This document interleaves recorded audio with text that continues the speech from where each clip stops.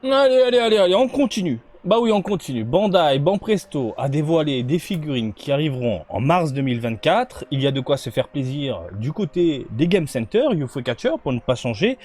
Et dans cette vidéo du jour, on va parler de deux licences fortes, dont une qui est revenue en force. On ne pensait pas voir de figurines tellement la licence était morte pendant des années. On parle bien évidemment de Naruto. Par contre, le King est toujours présent, le roi. Le roi des pirates, même j'ai envie de te dire, One Piece, bien évidemment. Allez, on va passer directement au gros plan, ma gueule, et on va commencer, regarde ici, avec de la WCF, tout simplement. De la WCF de Naruto, il y en a 5 à collectionner, dont une qui sera entièrement dorée, totalement délirante. Donc évidemment, quand Bandai prend la décision d'amener ce genre de produit dans les rayons, je parle de produits dorés comme ça, il y en a une sur 5 qui est dorée, ça va coûter une blinde. Ça va coûter une blinde. Bon, Kyuubi est pas mal, hein. Moi j'aime bien sa gueule. J'aime bien sa gueule, elle est bien foutue. Bref, les WCF de toute façon, c'est super bien fait, c'est tout petit. Bandai se casse un petit peu la tête pour nous pondre des produits de qualité. Je dis pas non, je dis pourquoi pas. Voilà. On enchaîne avec de la grosse figurine, avec une figurine de Naruto qui n'a pas l'air si dégueulasse que ça. Voilà. On est sur une belle modélisation, un beau rendu, on a des cheveux bien piquants, on a un visage... Oula, j'ai un rototoki, excusez-moi. C'est mal poli, il est venu tout seul. Donc on a un visage ultra fidèle, bien réalisé. Après, on est sur du prototype, ça se voit, il y a de la peinture qui dégueule. Je le vois ici sur les rebords, je le vois ici également au niveau de la main. Bon, on est indulgent. Mais là, comme ça, du coin de l'œil, de prime abord, ça donne envie. Il faut voir le produit définitif, il faut voir ce que ça donne. Mais comme ça, on est d'accord, ça titille un petit peu le porte-monnaie. Je me dis pourquoi pas. Voilà. On enchaîne avec une autre figurine. Alors là, c'est le genre de photo que je n'aime absolument pas. Parce que ça ne met pas en valeur le produit. Oui, mais ça reprend une pose iconique, machin. On s'en branle. Moi, je veux voir la gueule, je veux voir le rendu, je veux voir les détails. Là, j'ai l'impression de voir une figurine où il n'y a pas de nuance, il n'y a pas de dégradé. Et c'est les petites ombres, en fait, qui jouent beaucoup sur les couleurs. Voilà, j'ai l'impression que...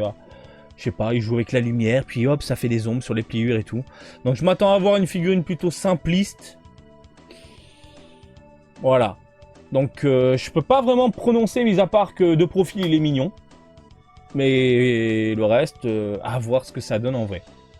On a ensuite une Haku qui est plutôt bien réalisée. Personnage qu'on ne voit plus du tout. Mais alors plus du tout. Personnage plutôt rare en figurine. Et ils le font en forme de mini diorama, un peu comme Dragon Ball. On a les storybox du côté de Dragon Ball. Naruto a ça, One Piece a ça, tout le monde a ça maintenant. Et donc dans Naruto, on a Haku en mode vénère. Et c'est propre, attention. C'est plutôt cool de voir le personnage comme ça. J'adore le décor où ça explose un peu de partout. On a de la roche, on a de la fissure ici, plutôt bien réalisé. Le visage est fidèle, mais il y a des défauts, à savoir la jointure sur le crâne, une modélisation assez simpliste au niveau des contours, ça se voit surtout au niveau là, regarde, du textile. Et ce qui me fait peur, c'est la main. J'ai l'impression que les doigts sont collés en mode grenouille. Et que là, ces petits pics là, dégueulasses, au final, ça ressemble plus à des cure-dents argentés. Bon, à voir en vrai, mais il y a le dynamisme, il y a le charisme du personnage qui font que je me dis pourquoi pas. Et puis, Haku, quoi. Haku, j'adore cette période, j'adore ce passage. Début Naruto. L'aventure, l'apprentissage, le personnage qui évolue en mode vénère et tout. Puis Sasuke et compagnie. Fantastique. Naruto, le début Naruto, c'est fantastique. Shippuden, après on est parti dans la surenchère de... C'est un peu comme Dragon Ball et Dragon Ball Z. Dragon Ball, c'est l'aventure, c'est la magie, c'est le machin. Puis Dragon Ball Z, après c'est la surenchère, c'est de la bagarre, c'est des transformations, c'est des explosions. Dans le même esprit, en même temps. On se calque au niveau des mangas. Donc voilà, écoutez, des figurines plus que sympathiques, je trouve. À part celle-là, on peut pas vraiment s'exprimer, mais ce qui arrive en rayon, et surtout principalement dans les Game Center, c'est du lourd du côté de Naruto. Parlons peu, parlons bien, parlons de figurines One Piece. Banpresto continue de nous sortir des WCF quelque peu délirantes, en mode diorama, qui reprennent des scènes iconique de l'aventure One Piece du tout début. Tout début.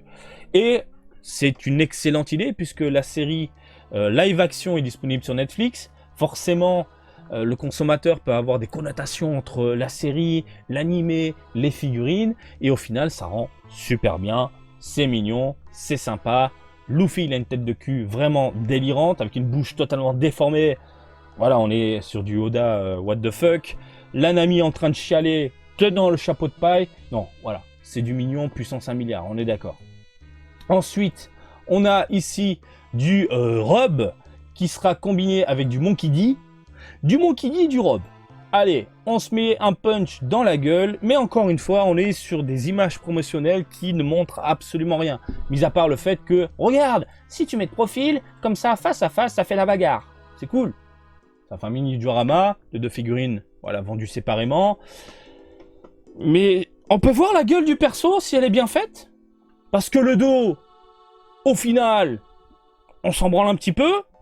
Et puis, comment le consommateur va l'exposer? Généralement, tu vas pas spécialement la mettre de dos. Oui, par rapport au manga, machin, etc. C'est con, mais généralement, ce genre de figurine, qu'on le veuille ou non, on met souvent, au niveau du visage. On veut voir le visage, on veut voir le corps, les yeux et compagnie. Voilà. Donc, et pour avoir un effet, pour voir la tête des personnages, on les met pas de face à face, on les met légèrement en biais. Eh oui, c'est la technique. Du côté de Dragon Ball, il y a quelques figurines comme ça où je les mettais en biais à l'époque. Hein, parce que maintenant, j'ai une autre installation, mais voilà. Bah écoutez, de dos, il est beau. Il est plutôt bien foutu. Il y a une voiture ici en plein milieu. Mais après, c'est assez dynamique. Il y a de la fumée qui virevolte un peu dans tous les sens. Le sol est fissuré. Le Monkey D, il est propre également. Les cheveux, par contre, il n'y a aucun dynamisme. Il a mis du Viveldop béton plus 4000 puissance 1 milliard. C'est-à-dire que là, il est en train de mettre une patate. Les cheveux est censé partir légèrement vers l'arrière, du moins sur le dessus. Hein, logiquement. Là, impeccable. C'est un manque de dynamisme au niveau des mèches. Cependant, hein, si tu t'en bats les couilles de ce genre de détails, on est d'accord, la figurine est plutôt sympathique. Encore une fois, il y a un rendu plus que correct, un dynamisme plus que correct, et les deux côte à côte, je pense que ça peut le faire. Je pense que ça peut grave le faire. À voir en vrai, parce qu'on est sur des images promotionnelles de produits qui arrivent l'année prochaine, en mars 2024, hein, rappelons-le. Et ensuite, on a des WCF. Mais là, quand tu regardes comme ça, tu fais, mais attends, mais c'est bizarre, ces WCF, c'est chelou, c'est bizarre. Bah, tout à l'heure, je vous parlais de live action. Bim, WCF, live action. Du Zoro, du Sanji, des acteurs, tout simplement. Je sais pas ce que vous en pensez. Le fameux escargot, légèrement chromé. Donc, on est sur du délirant. Ça, c'est le genre de produit que je collectionnerais pas en tant que fan. Hein, c'est comme si tu me sortais, je sais pas moi, un live action Dragon Ball avec des acteurs. Qu'est-ce que j'en ai à foutre des figurines? Même si le live action est plutôt cool, j'en ai rien à foutre des figurines.